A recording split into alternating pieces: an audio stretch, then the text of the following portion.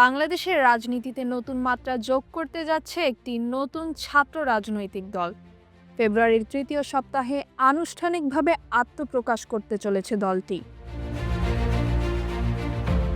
প্রচলিত বাম বা ডানপন্থার বাইরে থেকে মধ্যপন্থী অবস্থান নিতে চায়। দলটির গঠনের তত্ত্বাবধানে রয়েছে জাতীয় নাগরিক কমিটি এবং বৈষম্য বিরোধী ছাত্র আন্দোলনের নেতারা। বিশ্বের বিভিন্ন সফল রাজনৈতিক দল থেকে অনুপ্রেরণা নিচ্ছে নতুন দলটি।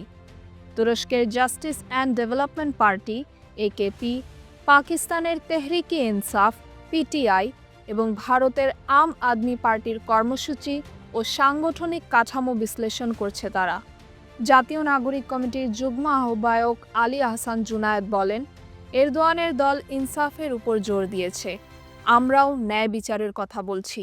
PTI তরুণদের নেতৃত্বে এনেছে, আমরাও চাই তরুণরা সামনে আসুক।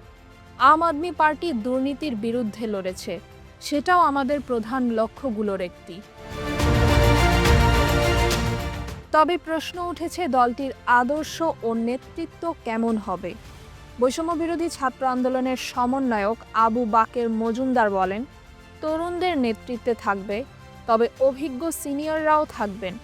বিভিন্ন কমিটি ও উপদেষ্টা পরিষদে অভিজ্ঞদের জায়গা দেওয়া হবে। নতুন দলটি এমন সময় আত্মপ্রকাশ করতে যাচ্ছে যখন ডিসেম্বরের মধ্যেই জাতীয় সংসদ নির্বাচন হতে পারে। দ্রুতই ভোটের ময়দানে নামতে হলে সংগঠন ও জনপ্রিয়তা বাড়ানোর বড় চ্যালেঞ্জের মুখে পড়তে হবে দলটিকে। আপাতত তারা কোনো রাজনৈতিক জোটের অংশ হতে চায় না, বরং এককভাবে বড় শক্তি হিসেবে আত্মপ্রকাশ করতে চায়। বাংলাদেশের রাজনীতিতে নতুন এই দল সত্যিই পরিবর্তন আনতে পারবে কিনা তা সময়ই বলে দেবে। তাহমিনা রহমান, হাফসা, ঢাকা ওয়েস্ট।